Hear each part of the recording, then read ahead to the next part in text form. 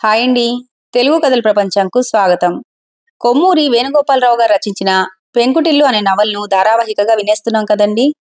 నిన్నటి భాగంలో నారాయణ ప్రకాశరావుని తిరిగి ఊరెప్పుడు వెళ్తావని అడుగుతాడు. ఎల్లుండి వెళ్ళిపోతానని ప్రకాశరావు చెబుతాడు. ఇంకా తరువాత కథ ఏ మలుపు తిరుగుతుందో ఇవాళ చూసేద్దామండి. ప్రకాశరావుకు వెంటనే నిద్ర పట్టలేదు. ఏవేవో ఆలోచనలు అతన్ని అలుముకుంటున్నాయి. ఈ ఇంటికి వచ్చిన మొదటి క్షణంలో అతన్ని ఆవరించిన బాధ, చిరాకు ఇప్పుడు లేవు. బహుశా అప్పుడే ఆ వాతావరణానికి అలవాటు పడిపోయాడేమో. ఈ ఇంట్లో ఎలా ఉండటమా అన్న ఆందోళన కన్నా ఈ ఇల్లు బాగుండేటట్లు ఎలా చేసుకోవటం అన్నది ఇప్పుడు తన హృదయంలో స్థానం ఆక్రమించుకొని కూర్చుంది. తను వందల కొద్దీ మైళ్ళ దూరంలో ఉండి చదువుకుంటున్నాడంటే వీళ్ళలో కొంతమందికి అయిష్టంగా ఉంది, కొంతమందికి ఇష్టంగానూ ఉంది. ఈ కుటుంబం కోసం, తన చదువు కోసం కూడా అన్నయ్య చదువు మానుకున్నాడు. ఉద్యోగంలో ప్రవేశించాడు. తను అతనిలా ఉద్యోగం చేయకుండా వృత్తి స్వీకరించి పైకి రావాలని అతని అభిలాష తను గ్రహించాలి, ఆచరించాలి కూడా. ఆ క్షణంలో అతనికి మనోపదంలో శకుంతల వాళ్ళ ఇల్లు, రాధా ఈ ఇల్లు గబగబా నిలిచి చెరిగిపోయాయి. ఆ నిలబడిన కొద్ది సమయంలోనే అతను ఎంత భేదం అనుకొని నిట్టూర్చాడు. మర్నాడు సరిగ్గా తెల్లవారక ముందే వీధి తలుపులు దబదబా చప్పుడైంది. చప్పుడు విని లేచి వెళ్లి తలుపు తీస్తే ఎదురుగా పెద్ద కూతురు. తల్లికి ఒక్కసారిగా శరీరం జల్దరించి బావురుమంటూ అంత పెద్ద కూతుర్ని కౌగిల్లోకి ముడుచుకుంది. మెల్లమెల్లగా ఇద్దరు లోపలికి వచ్చారు. తల్లి కూతుళ్ళు ఈ ఏడుపుకి ఇంట్లో అందరికీ మెలకు వచ్చింది. ఇంటి పెద్ద కూతురు రావటంతో కథంతా మళ్లీ ప్రారంభమైంది. రాత్రి భావించుకున్నదంతా ప్రకాశం క్షణం సేపట్లో మర్చిపోయాడు.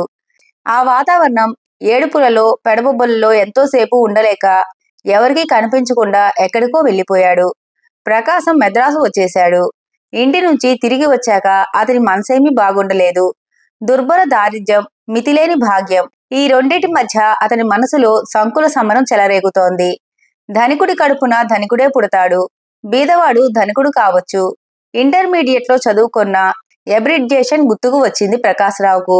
ఆదివారం నాడు మధ్యాహ్నం 2 గంటలకు తన గదిలో కూర్చొని దీర్ఘంగా ఆలోచించసాగాడు. ప్రకాశరావు అతని ఆలోచనలకు ఆంతర్యం సాంకేతికంగా అతనిపై పనిచేసి ముఖంలో ఆయా భావాల్ని వ్యక్తం చేస్తున్నాయి. అంతలో శకుంతల లోపలికి వచ్చి అతనికి ఎదురుగా గోడకు ఆనుకొని నిలబడి అతని వంక ఆర్ధనిమిలిత నేత్రాలతో చూసింది. అతను ఆ చూపులకు చకితుడై విషాదంగా, మీ చూపులు మరీ గుచ్చుకుంటున్నాయి అన్నాడు. శకుంతల విచారంగా నవ్వి, బాధపడే వారికి ఎవరు ఏం చేసినా బాధగానే కనిపిస్తుంది. చూడండి, మీరీ మధ్య నాతో సరిగా మాట్లాడటం కూడా మానేశారు అంది. ప్రకాశరావు ఇంకా కష్టపెట్టుకుంటూ, నిజంగా నేను సరిగా మాట్లాడటం లేదా అని అడిగాడు. ఊహు లేదు అంది శకుంతల. ప్రకాశరావు దీర్ఘంగా నిట్టూర్చాడు. అంతేకాదు, పూర్వం 11 గంటల దాకా చదువుకునేవారు.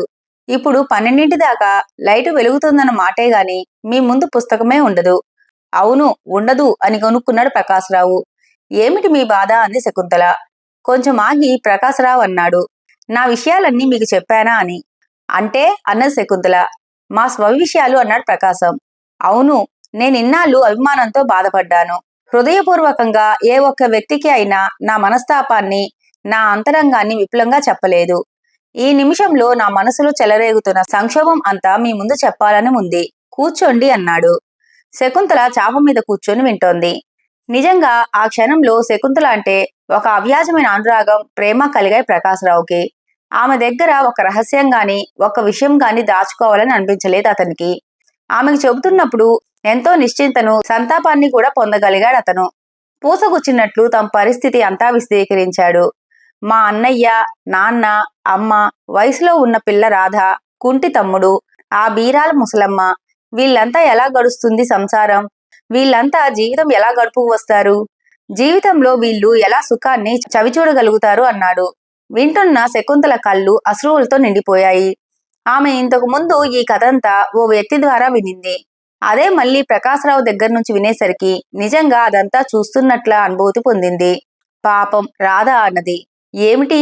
ప్రకాశరావు వింతగా ప్రశ్నించాడు. నాకు రాధను చూడాలని ఉంది అంది శకుంతల. మీకు అలా ఎందుకు అనిపించిందో తెలియటం లేదు నాకు అన్నాడు. మీ రాధ చాలా సౌందర్యవతి, సుకుమారి, తెలివితేటలు గలది. ప్రపంచంలో అటువంటి స్త్రీలను అరుదుగా చూస్తాము. ఆమె పేరు వింటూనే నాకు మనసంతా అదో విధంగా అయిపోయింది. మీకు తెలీదు, ఆమెతో స్నేహం చేసుకోవాలని నా మనసెంత ఉప్పొంగిపోతుందో మీకు తెలీదు అంది.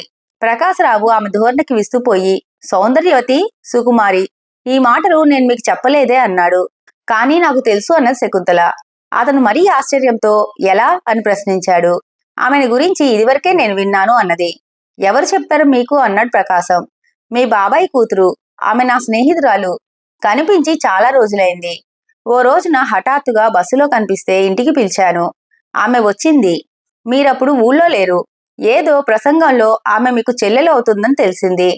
అలా అలా మీ చరిత్ర అంతా చెప్పుకు వచ్చింది అన్నది. ప్రకాశ్రావు దీర్ఘంగా నిట్టూచి, అయితే మా గురించి నేననుకున్న దానికంటే మీరు ఎక్కువే అర్థం చేసుకున్నారా అన్నాడు. శకుంతల జవాబు చెప్పలేదు. బహుశా ఇద్దరికీ కూడా ఏమి మాట్లాడాలో కూడా తోచనట్లుగా ఉంది. హృదయ వేదనలను బయట పెట్టుకున్న తర్వాత వచ్చే చిక్కే అది. మానవుడు పొరబడేది అక్కడే. తన మనసులోని వ్యధను బయట పెట్టుకుంటే శాంతి లభిస్తుందనుకుంటారు. కానీ అది తాత్కాలికం మాత్రమే. తన చింతనంతా మరో వ్యక్తికి కూడా ఎక్కించి బహిరంగపరుచుకున్నానని విచారించేటప్పుడు అతని అవస్థ చాలా విపరీతంగా ఉంటుంది. ప్రకాశరావు ఇదంతా భావించుకుంటూనే ఉన్నాడు. శకుంతల కూడా ఇదే మాదిరి ఆలోచనల తాకిడి ఎదుర్కొని ఉండవచ్చు. ఈ విషయం మీద తర్కించడం ఇష్టం లేక శకుంతల లేచి లోపలికి వెళ్లిపోయింది. ఇప్పుడు ప్రకాశరావు ఒంటరిగా కూర్చున్నాడు. అతని మనసు పరిపరి విధాలుగా పోతోంది. అప్పుడప్పుడు శకుంతల చెప్పిన మాటలు వీణుల్లో ధ్వనిస్తున్నాయి. ఈ మధ్య సరిగ్గా కాలేజీకి వెళ్లటం లేదు. బాగా చదవటం లేదు. ఇది ప్రకాశరావుకు నిజంగా కొత్త అనుభూతి. ఇదివరకెప్పుడు ఇలా పుస్తకం పట్టుకుంటే ఆలోచనలు ఎక్కడో ఉండటం లేదు. అది అలా ఉంచి చేతిలో పుస్తకం ఉండటం లేదని శకుంతల చెప్పింది. ఉన్నట్లుండి ఇలా ఎందుకు మారిపోతున్నాను నేను అనుకున్నాడు అతను. ఇంటికి వెళ్లక ముందు ఈ మార్పు తనలో లేదని తనకు తెలుసు. అక్కడ పరిస్థితులకే ఇలా చిరాకు కలిగి ఉంటుంది. ఇదివరకు ఆ ఇంటిలో ఉండటానికి ఇప్పుడు ఉండటానికి ఎంతో భేదం ఉంది. ఇదివరకు అదే ప్రపంచంగా భావించి బతికాడు. ఇప్పుడు బయట ప్రపంచం చూసి అక్కడకు పోయేసరికి అంతా బీభత్సంగా కనిపించింది. ఈ కుటుంబం పరిస్థితులను గురించి ఆలోచించసాగాడు. లోతున పోతున్న కొద్దీ విషాదమే కనిపిస్తుంది తప్ప అతనికి కాస్త స్వస్థత కలిగించటానికి ఏ ఆస్కారము కనపడటం లేదు. తను ఇక్కడికి వచ్చి 5 నెలలైనా కాలేదు. ఇంకో 7.5 గడపాలి. ఇంతకాలం ఇక్కడ ఎలా గడపటం? అతనికి అన్ని సమస్యల్లా కనిపించసాగాయి. కాఫీ అన్న మాటతో తలెత్తి చూశాడు ప్రకాశం. కాఫీ గ్లాసుతో ఉన్న శకుంతల గోచరించింది అతనికి. రోజు ఇదొకటా అన్నాడు. పర్వాలేదులేండి, తీసుకోండి అన్న శకుంతల. ఆమె చేతిలోంచి అందుకొని ఆమె వంక చూడకుండా కాఫీ త్రాగసాగాడు ప్రకాశం. 1-2 నిమిషాలు అక్కడ నిలబడ్డ శకుంతల ఏదో గుర్తుకు వచ్చి లోపలకు వెళ్లిపోయింది. ఆమె ద్వారం దాకా వెళ్లేసరికి ప్రకాశరావుకు ఏదో గుర్తుకు వచ్చి పిలిచాడు. చూడండి అనగానే ఆమె ఆగి చూసింది. మిమ్మల్ని ఇవాళ ఒక కోరిక కోరతాను అన్నాడు ప్రకాశం. చెప్పండి అన్న శకుంతల. నాతో బీచ్కి రావాలి అన్నాడు. ఆమె తెల్లపోయి అతని వంక చూసింది. అతని ముఖంలో ఏమాత్రం మార్పు కనపడలేదు. ఏమాత్రం చలించకుండా దృఢంగా అలానే చూస్తూ అన్నాడు.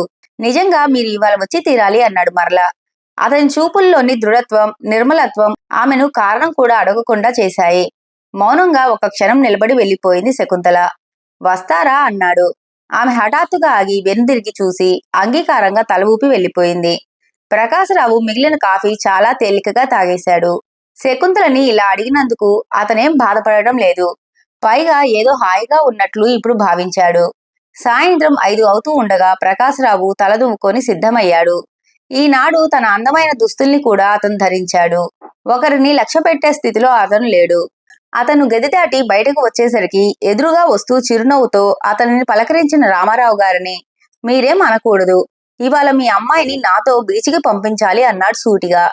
ఆయన ఏమాత్రం వింత చెందకుండా, అలాగే, అమ్మాయి ఇష్టపడితే మధ్య నాదేముంది అన్నారు. ఆమె ఒప్పుకున్నారు అన్నాడు ప్రకాశం. అయితే సరే వెళ్ళండి అన్నాడు. లోపల తండ్రితో ఏమి చెప్పిందో శకుంతల ప్రకాశరావుకు తెలియనివ్వలేదు. ఒక పావుగంట గడిచేసరికి బయటకు వచ్చింది. అప్పటికే ప్రకాశరావు ఆమె కోసం ఎదురు చూస్తున్నాడు.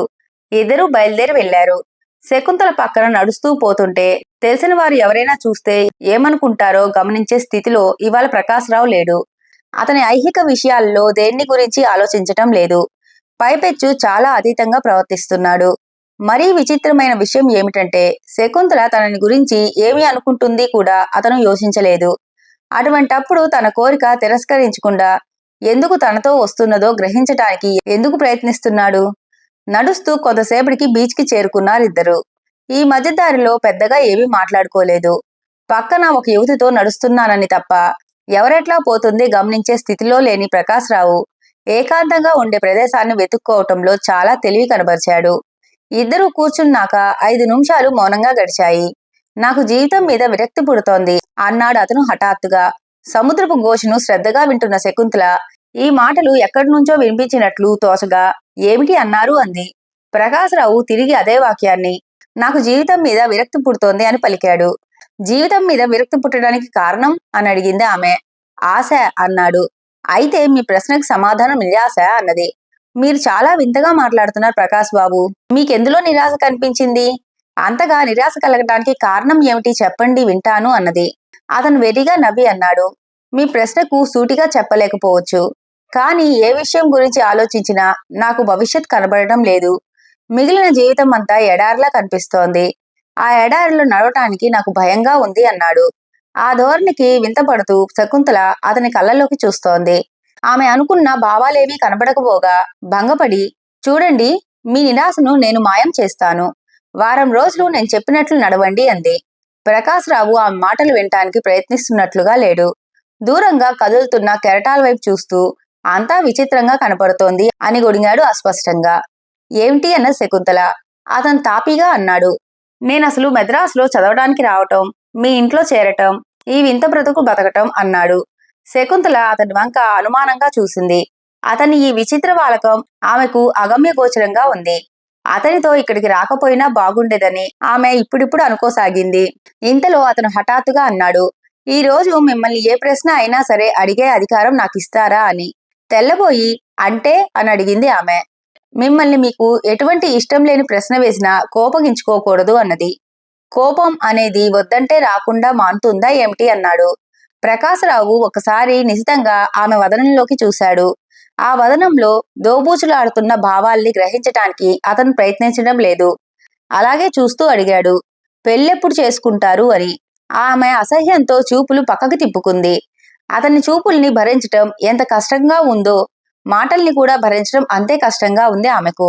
జవాబు చెప్పటం ఇష్టం లేదా అన్నాడు. కాదు, ఆమె విసురుగా జవాబిచ్చింది. నా ఇష్టం వచ్చినప్పుడు చేసుకుంటాను అన్నది. ఎటువంటి వ్యక్తిని చేసుకుంటారు అన్నాడు. మనసుకు నచ్చిన వాణ్ణి అన్నది కటువుగా. ఆమె సూటి జవాబును విని అతను మౌనంగా ఊరుకున్నాడు. తరువాత ఏదో తోచి అన్నాడు. అవును, మీకు అన్ని విషయాల్లోనూ స్వతంత్రం ఉంది. మీకు నచ్చిన వాడిని చేసుకుంటారు. కానీ రాధ అలా కాదు. ఆమె మనసుకు నచ్చినవాడు ఆమెకు లభించడు. ఎంతకాలానికి పెళ్లి కాకపోతే పెద్దవాళ్ళు చివరికి ఎవరికో ఒకరికి ఇచ్చి ముడిపెట్టేస్తారు. ఎంత తేడా అన్నాడు. మీరో కోపంతో మండిపోతూ గుచ్చుగుచ్చి అతని వైపు చూస్తూ ప్రశ్నించింది శకుంతల. నేనా అని ప్రకాశరావు నేనసలు పెళ్ళే చేసుకోను అన్నాడు. ఎందుకో అన్నది శకుంతల. నాకేముంది, నేను బీదవాడిని, తెలివి తక్కువ వాడిని. చూసి చూసి నన్ను ఎవరు పెళ్లి చేసుకుంటారు? నన్నెవరూ ప్రేమించరు కూడా అన్నాడు. ప్రేమ అనే మాట వినగానే శకుంతల శరీరం గజగజమని వనకసాగింది. నిశ్చేష్టురాలే అతని వంక చూడసాగింది. అవును, మీరెందుకలా చూస్తారు? నేను చెప్పేది నిజం. అమ్మగా నా తల్లి, నాన్నగా నా తండ్రి, సోదరుడుగా నా అన్నతమ్ముళ్ళు, అక్క చెల్లెళ్ళు, వీళ్ళు తప్ప నన్ను వేరే దృక్పథంతో ఈ లోకంలో ఎవరూ ప్రేమించరు.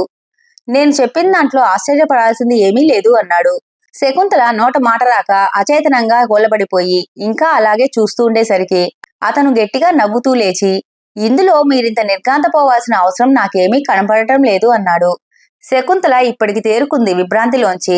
ఇహ ఆ వాతావరణంలో ఒక క్షణం కూడా ఉండటం దుస్సహంగా అనిపించింది ఆమెకు. చాలా విచిత్రమైన అవస్థలో లేచి నిల్చుంది. అతనితో చెప్పా పెట్టకనే గబగబా నడవసాగింది. ఇదంతా ప్రకాశరావు మ్రాన్పడి చూస్తూ ఉండిపోయాడు. ఈ విపరీతం ఏమిటా అని అతను ఎక్కువ తెల్లబోతూ కూడా లేడు. ఒక వినోదం చూస్తున్నట్లుగా ఆమె కనిపించేటంత వరకు చూసి తరువాత ఏదో తోచి శకుంతల అని బలహీనంగా పిలిచాడు. అతను తనకున్న బలమంతా వినియోగించి పిలిచినా ఆమెకు వినిపించి ఉండదు. ఈ పిలుపు ఆమెకు ఏం చేరుతోంది? ఆమె వెళ్ళిపోయింది. ప్రకాశరావు మౌనంగా ఇసుకలో పడుకున్నాడు. క్రమక్రమంగా చీకటి పడసాగింది. అతను బాహ్య ప్రపంచాన్ని పరిశీలించడం లేదు. మత్తుగా కునికిపాట్లు పడుతూ అప్పుడప్పుడు తనలో తాను ఏదో గొనుక్కోసాగాడు. క్రమక్రమంగా బీచ్ అంతా నిర్మానుష్యమైంది. ప్రకాశరావు వెల్లికిలా పడుకొని ఆ నక్షత్రాలను చూస్తున్నాడు. అతనికి ఇప్పుడు ఎంతో హాయిగా ఉన్నట్లుంది. ఇక్కడ ఎంత బాగుంది. ఇక్కడ ఏ బాధలో లేవు, ఏ చింత లేదు. తను ఇలా ఎందుకు పడుకున్నాడని కూడా ఎవరూ అడగరు. ఎంత బాగుంది ఈ ప్రదేశం అనుకున్నాడు. అలా ఎంతసేపు హఠాత్తుగా అతనికి జ్ఞానోదయం కలిగినట్లు అయి అతని ఆలోచనలకు భంగం కలిగించింది. ఏమిటి? ఏం జరిగింది? ఇక్కడ ఇలా ఒంటరిగా ఎందుకు పడుకున్నాను అనుకున్నాడు. చప్పున లేచి నిలబడి చుట్టూరా చూశాడు. భయం వేసింది. దగ్గరలో ఎవరూ కూడా లేరు. తేరుకొని ఒక్కసారి బట్టలు దులుపుకొని నడవసాగాడు. ఆలోచించి సతమతమైపోయిన అతని బుర్ర అలసిపోయి ఆలోచించడం కూడా మానేసింది. రోడ్డు మీద పడి ఒక పక్కగా తాగిన వాడిలా తూలుకుంటూ నడవసాగాడు. అప్పుడప్పుడు మాత్రం హఠాత్తుగా ఆగిపోయి ప్రకాశరావు అనేవాడు ఇప్పుడు ఈ రాత్రి సమయంలో ఇలా రోడ్డు వెంబడి నడిచే మాట నిజమేనా? భలే అనుకోసాగాడు. ప్రకాశరావు ఇంటికి చేరేసరికి గంటసేపు పట్టింది. చడీ చప్పుడు లేకుండా అంతా నిశ్శబ్దంగా ఉంది. కిటికీలోంచి లోపలికి చూశాడు. ఎవరూ కనబడలేదు. నెమ్మదిగా తలుపులు తోశాడు.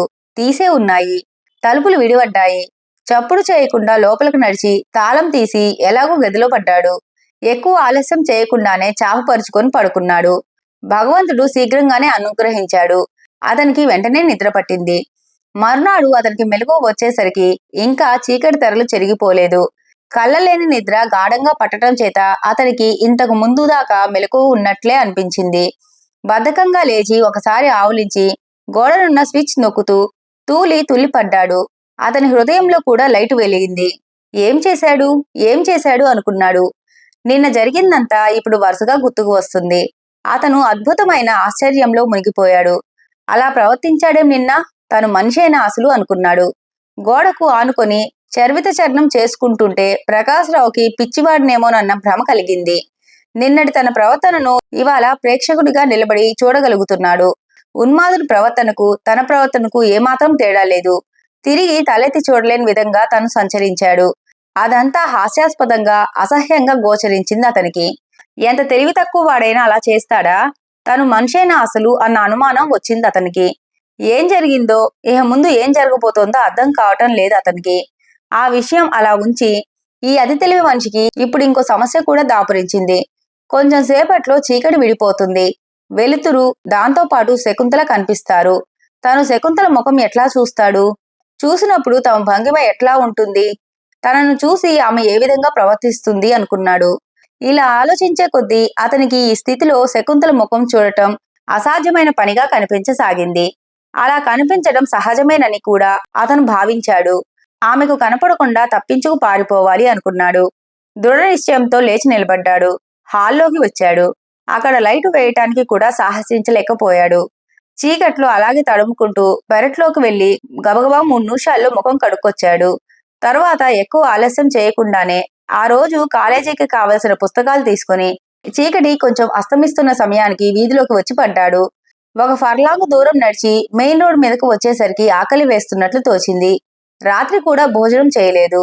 జేబులో డబ్బులుండటం చేత అక్కడున్న ఒక హోటల్లో దూరాడు. క్షుద్బాధ తీర్చుకొని వెలుపలికి వచ్చాడు. 10 గంటల దాకా ఇలాగే గడిపాడు. అతనికి ఇట్లా పని లేకుండా తిరగటం ఇదివరకు అలవాట్లేదు. హఠాత్తుగా గదికి పోదామని తోచినప్పుడల్లా వెనువెంటనే శకుంతల కూడా జ్ఞప్తికి వచ్చి ఉలిక్కి పడసాగాడు. వీధుల్లో తిరిగినా కాలేజీలో కూర్చున్నా అతను అలాగే ఖేదపడసాగాడు. మనసు ఎక్కడెక్కడో విహరిస్తోంది. అతి కష్టం మీద సాయంత్రం వరకు నెట్టుకు వచ్చాడు. సాయంత్రం బస్సులో ఎక్కడానికి కూడా ఇష్టపడక 6 మైళ్ళు నడుద్దామని సిద్ధపడి మెల్లగా అడుగులు వేసుకుంటూ పోతుంటే దారిలో విచిత్రం జరిగింది. అతని బాబాయ్ కనిపించాడు. బాబాయిని చూసి ప్రకాశరావు అతన్ని పలకరించడానికి ఇష్టం లేక తల తిప్పుకొని తప్పించుకోబోయాడు. కాని ఆయన ఏమాత్రం తప్పుకుపోవటానికి ఇష్టపడక సరాసరి వచ్చి నిలవేశాడు. ఏమిటి బాబాయ్ అని ప్రకాశరావు అనక తప్పింది కాదు. ఆయన చిన్న కళ్ళు చికిలించి చూస్తూ, అవును గాని నువ్వు ఈ ఊరు వచ్చింది చదువుకొని బాగుపడటానికేనా అన్నాడు. ఈ ధోరణి చూసి ప్రకాశరావు తెల్లబోతుండేసరికి మళ్ళీ ఆయనే, లేకపోతే చెడు తిరుగులు తిరగటానికిరా అని పొడిగించాడు. బాబాయ్, నేనేం చెడు తిరుగులు తిరిగాను అని దీనంగా అన్నాడు. నేను చూడలేదనుకోబోకు. చెడు తిరుగుళ్ళు అంటే అర్థం ఏమిటి? పేకాటలు ఆడితేనేనా? తాగి తందనాలు ఆడితేనేనా? ఇవన్నీ లేవు కాబట్టి మహా బుద్ధివంతుడివి అనుకుంటున్నావా అన్నాడు. ఏమిటి బాబాయ్ నువ్వనేది అన్నాడు. ఏం ఆశ్చర్యం? ఆయన పరిహాసంగా అని నేనంతా కనబెడుతూనే ఉన్నాను. నిన్న సాయంత్రం నువ్వు చేసిన పని ఏమిటి అని పొడిగించాడు. ఏం చేశాను అని వెంటనే అనబోయి ప్రకాశరావు తుల్లిపడ్డాడు. ఏం చేశాను అని తల వంచుకున్నాడు. నేను ముందే చెబుతున్నాను, నాగరికత పేరుతో నువ్వు చేసిన పనిని సమర్థించుకోవాలని ప్రయత్నించబోకు.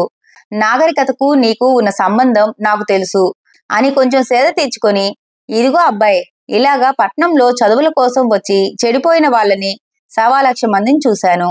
మా శ్రేయస్సును మీరెవరూ కోరకపోయినా మీ అందరి శ్రేయస్సు కోరే మనిషిని. నన్ను మీరు అర్థం చేసుకోవటంలో ఉంది. పెద్దవాడవయ్యి నువ్వు ఇలా చెడిపోతూ ఉంటే చూసి సహించలేను. డబ్బు కావాలంటే నా దగ్గరకు వస్తూ ఉండు. కానీ ఇంకా ఇలాగే చేశావా మీ ఇంట్లో ఈ విషయాలని తెలియపరచడం అనేది తథ్యం అని ఆయన ప్రకాశరావు జవాబు కోసం అయినా చూడకుండా విసవిస నడిచి వెళ్ళిపోయాడు. ప్రకాశరావు స్తబ్దుడైపోయి ఒక క్షణం సేపు అలాగే నిలబడిపోయాడు. మా శ్రేయస్సు నువ్వు ఈ విషయంలో కోరుకున్నావా అని అతను ప్రశ్నిద్దామనుకున్నాడు. కాని ఏది చెప్పకముందే తారాజోబలా ఆయన వెళ్ళిపోయాడాయే. ఒకసారి తల పక్కించి ప్రకాశరావు తిరిగి నడవసాగాడు. మనసులో సంక్షోభం మరీ ఎక్కువైపోయి కాస్త విశ్రాంతి లభిస్తే బాగుండును అని అతను అనుకోవడం ప్రారంభించాక గదికిపోయి తీరాలనిపించింది.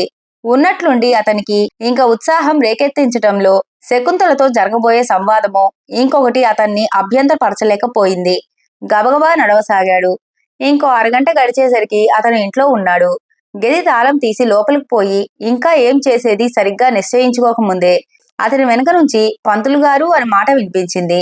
నిశ్చేష్టుడై వేగంగా కొట్టుకుంటున్న గుండెతో నెమ్మదిగా యంత్రబద్ధంగా వెనక్కి తిరిగాడు.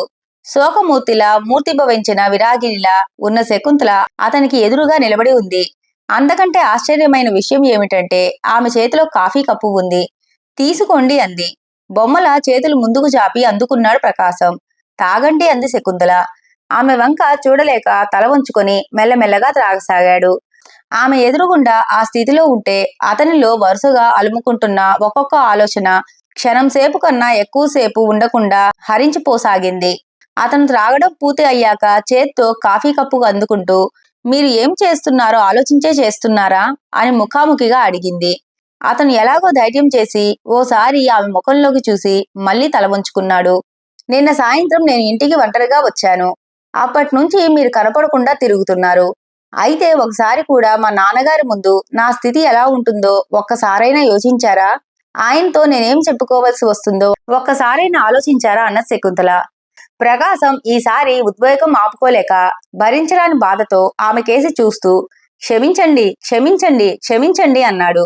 తర్వాత మెత్తబడిపోయి గాద్గదికంగా, నిజమే, మీరు నన్ను నిజంగా క్షమించాలి. తెలివి తక్కువ వాడిని. నిన్నటి నుంచి ఎన్నో తప్పులు చేశాను. మీకు ఎంతో బాధ కలిగించాను. మీ మనసుని కల్లోలపరిచాను అన్నాడు. శకుంతల ఆశ్చర్యంగా అతని వంక చూస్తోంది. చూడండి, నేను చాలా బలహీనుణ్ణి. ఎక్కువ సంతోషం వచ్చినా దుఃఖం వచ్చినా కూడా ఓపలేను. ఆ స్థితిలో నిజంగా పిచ్చివాడిలా ప్రవర్తిస్తాను. మా ఇంటి పరిస్థితులన్నీ నిన్న ఆలోచించుకోవటం, మన సంభాషణ నన్ను మరీ విషాదపు లోతుల్లోకి తీసుకుపోయాయి. దాంతో మరీ అసందర్భంగా ప్రవర్తించాను. ఇవాళ ఉదయం నుంచి నా ప్రవర్తనకు నేనే సిగ్గుపడుతూ మీకు ముఖం చూపించడం ఎలాగా అని తప్పించుకు తిరుగుతున్నాను అంతే అన్నాడు. విషాదపు ఛాయలతో ఎడ్డిపోయిన అతని ముఖంలోకి నిశితంగా చూస్తూ, శకుంతల, మీరు ఎంతసేపు మీ బాధే తప్ప అవతలి వాళ్ళ బాధలు పట్టించుకోరు. అందుచేతనే ఇవాళ ఇలా చేశారు. ఈ విషయం ఒప్పుకోండి అంది. కొద్ది క్షణాలు మౌనంగా గడిచిపోయాక ప్రకాశరావు మ్లానవదనంతో, నా సందేహం తీర్చండి. నిజంగా నేను మరీ హేయంగా ప్రవర్తించానా అన్నాడు. ఆమె జవాబు చెప్పలేక మౌనమే ధరించేసరికి మీ మౌనమే జవాబు చెబుతోంది. నిజమే, అందుకనే బాబాయ్ అలా అన్నాడు అని అతనే అన్నాడు. శకుంతల ఆశ్చర్యంతో, మీ బాబాయా, ఏమిటన్నారు అంది. ప్రకాశరావు ఈ ప్రశ్నకు జవాబు చెప్పకుండా ఏమీ లేదు, ఏమీ లేదు అని ముక్తసరిగా తప్పించుకొని, మీరింకేమీ అనుకోకపోతే ఈ వేళంతా నేను ఒంటరిగా గడపదలుచుకున్నాను. కారణం మరేమీ లేదు, పరిపూర్ణ విశ్రాంతి కోసం. దయవుంచి మీరు అని ఆర్దోక్తితో ఆగిపోయాడు. శకుంతల తల వంచుకుని అక్కడి నుంచి నిశ్శబ్దంగా నడిచి వెళ్ళిపోయింది. ఒకరోజు ఉదయం నారాయణ నేల మీద మోకాల మీద కూర్చొని గోడకు ఆనించి ఉన్న సైకిలును పాతగుడతో శుభ్రంగా తుడుస్తున్నాడు. ఏలు ముదిరి కీళ్లు సడలిన ఆ సైకిలును పై మెరుగుగా అయినా ఉండేటట్లు చేద్దామనుకుంటున్నాడేమో. యథాలాపంగా బయటకు వచ్చిన రాధ ఆ దృశ్యాన్ని చూస్తూ నవ్వుతూ, అలా శ్రమపడుతున్నావేమన్నాయ్ అంది. తప్పుతుందా చెల్లి, ఎవరి బిడ్డల్ని వారు సాకుకోవాలి కదా అన్నాడు. రాధ ఇంకా నవ్వుతూ, కొంతమంది రాలుగాయ పిల్లలు ఉంటారు సుమా, ఎంత బాగు చేద్దామని ప్రయత్నించినా బాగుపడరు అంది. అనుభవం ఉన్న పనివాడిలాగా నారాయణ పట్టకారుతో వదులుగా ఉన్న నట్లు బిగించి వేస్తూ, ఉన్నమాట పలికావు రాధా అన్నాడు. రాధ మాట్లాడకుండా అన్నగారు కష్టపడటం చూసి నిల్చుంది. అతను పూర్తిగా ఎండలో ఉన్నాడు. పడుతున్న శ్రమ కొంత, ఎండ వేడిమికి కొంత అతని శరీరం అంతా చెమట్లు చిమ్ముతోంది. ఒక పావుగంట గడిచేసరికి నారాయణ ఉస్సూరుమంటూ లేచి చేతులు దులుపుకుంటూ ఇంకో వారం రోజుల దాకా దీని బ్రతుకు పర్వాలేదు అని గ్యారెంటీ ఇచ్చాడు. దినదిన గండం నూరేళ్లు అని రాధ మిగిలిన వాక్యం పూర్తి చేయకుండా అన్నగారికి ముఖం కూడా చూపించకుండా చకచకా లోపలకు వెళ్లిపోయింది. చెల్లెలు మాటలు వింతగా ధ్వనించగా నారాయణ వాటిని గురించి లోలోపల తర్కించుకుంటూ లోపలికి నడిచాడు. స్నానం, భోజనం వగైరాలు పూర్తి చేసుకుని నారాయణ 10 గంటలకు సైకిల్ మీద బ్యాంకుకి వెళ్లిపోయాడు. కొడుకుతో పాటు భోజనం ముగించుకుని చిదంబరం పేకాట గదిలో ఒంటరిగా గోడకు ఆనుకొని కూర్చొని ఏదో ఆలోచిస్తున్నాడు. అతని ఆలోచనలు తీవ్రంగా ఉన్నదని వ్యక్తపరుస్తున్నట్లుగా చేతిలోని చుట్ట నోట్లో పెట్టుకున్నప్పుడు గుప్పు గుప్పుమని పొగలు విరజిమ్ముతోంది. రాధ బయటకు వచ్చి అరుగు మీద నిల్చుని అటూ ఇటూ ఉన్న ఖాళీ ప్రదేశాలను చూస్తూ నిలబడింది. కొద్ది రోజుల క్రితం ఎడమవైపు ఉన్న స్థలంలో 2 పూల మొక్కలు నాటింది.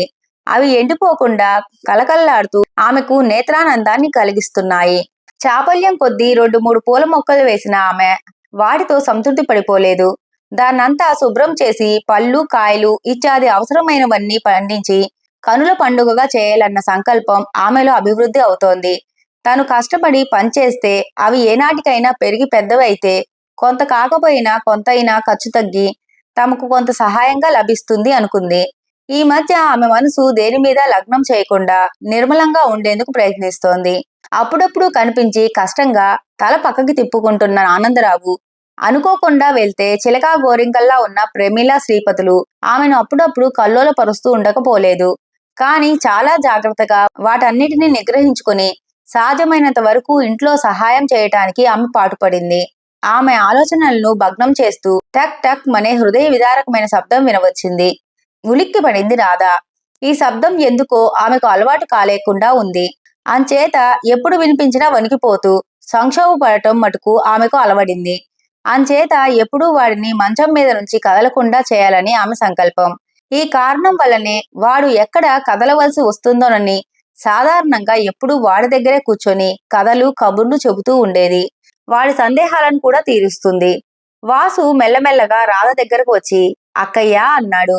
రాధ వాడి వంక తిరిగి కొంచెం కోపంగా నిన్ను ఇలా చీడికి మాటికి తిరగవద్దని చెప్పానా అంది. వాసు బిక్కమొహం వేసి ఏం చేయనక్కాయ్, ఎప్పుడూ మంచం మీదనే పడుకుంటున్నాను, నాకేమీ తోచడం లేదు అని కొంచెం ఆగి విషాదంగా ఇది కొంతకాలం అయ్యేసరికి అసలు నడవడం కూడా మర్చిపోతానేమో అన్నాడు. రాధ కడుపు తరుక్కుపోయింది.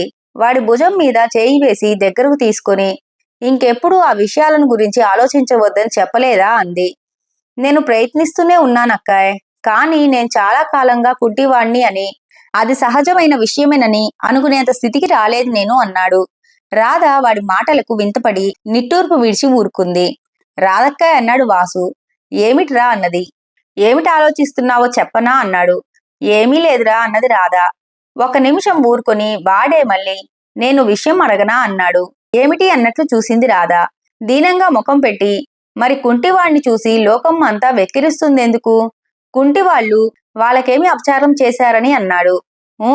నిన్న వీధి గుమ్మంలో గోడ కానుకొని నిల్చున్నాను. మా స్నేహితులు కొందరు అటునుంచి పోతూ నన్ను చూసి నవ్వులు, వేలాకోలాలు, ఎటువంటి మాటలు అన్నారనుకున్నావక్కాయ్ అన్నాడు. రాధ కళ్ళలో నీళ్లు గిర్రున తిరిగాయి. అంటారు నాయనా, సానుభూతి చూపటం చాతకాని వాళ్ళు ఏమైనా చేస్తారు. వాళ్ళు అది ప్రయోజకత్వం అనుకుంటారు. వాళ్ళు మనుషులు కాదు, పశువులు అంది గాద్గదికంగా. కానీ లోకం వాళ్ళని మనుషుల కింద జమవేస్తుంది కదా, మాలాంటి వాళ్ళు ఎందుకు పనికిరారు అన్నాడు. వాడి మనోబాధ మరీ ఎక్కువైపోతుందని కనిపెట్టి పోయి పడుకో, నేను కూడా వస్తాను అని వాడిని పట్టుకొని జాగ్రత్తగా మంచం దగ్గరకు తీసుకుపోయి పడుకోబెట్టింది. పెదాలు విప్పి ఏదో చెప్పడానికి సిద్ధపడుతూ ఉండగా అయ్యో అయ్యో చచ్చిపోయాను అని లోపల నుండి పెద్ద గావు కేక ఒకటి వినిపించగానే రాధ గాబరా పడుతూ లేచి నిల్చుంది. ఏమిటి ఏమిటక్క అని వాసు కంగారుగా అడుగుతున్నా వినిపించుకోకుండా లోపలికి పరిగెత్తింది. ఆమె వంట ఇంటి గది దగ్గరకు పోయేసరికి హృదయ విదారకమైన దృశ్యం కనిపించింది. తన నాయనమ్మ కింద పడిపోయి మాటా మంతి లేకుండా గుడ్ల నీరు కారుస్తోంది. కదలటానికి కూడా వీల్లేని స్థితిలో ఆమె పడిపోయింది. అయ్యో ఇదేమిటండి, ఇదేమిటి అని శారదాంబ ఆమె పక్కనే కింద కూర్చొని కదుపుతూ ప్రశ్నించింది. ఏమిటి నాయనమ్మా అని రాధ కూడా ఆదుర్దాగా ప్రశ్నించేలోపు చిదంబరం కూడా హడావిడిగా లోపలకు పరిగెత్తుకు వచ్చాడు. ఎలా అయితేనేం అంతా కలిసి ఆవిడను జాగ్రత్తగా మంచం మీదకు చేర్చారు. వాసు కూడా టక్కు టక్కుమనుకుంటూ వచ్చి చూస్తూ నిలబడ్డాడు. వాళ్ళని ఆ స్థితిలో వదిలేసి చిదంబరం డాక్టర్ని పిలుచుకురావడానికి హడావుడిగా పరిగెత్తుకుపోయాడు. ఇంక తరువాత కథ ఏ మలుపు తిరుగుతుందో రేపటి భాగంలో వినేద్దామండి. ఇంతవరకు విన్న ఈ ధారావాహిక కనుక మీకు నచ్చినట్లయితే లైక్ చేసి షేర్ చేసి ఈ ధారావాహిక మీకు ఎలా అనిపించిందో కామెంట్ చేసేయండి ఫ్రెండ్స్.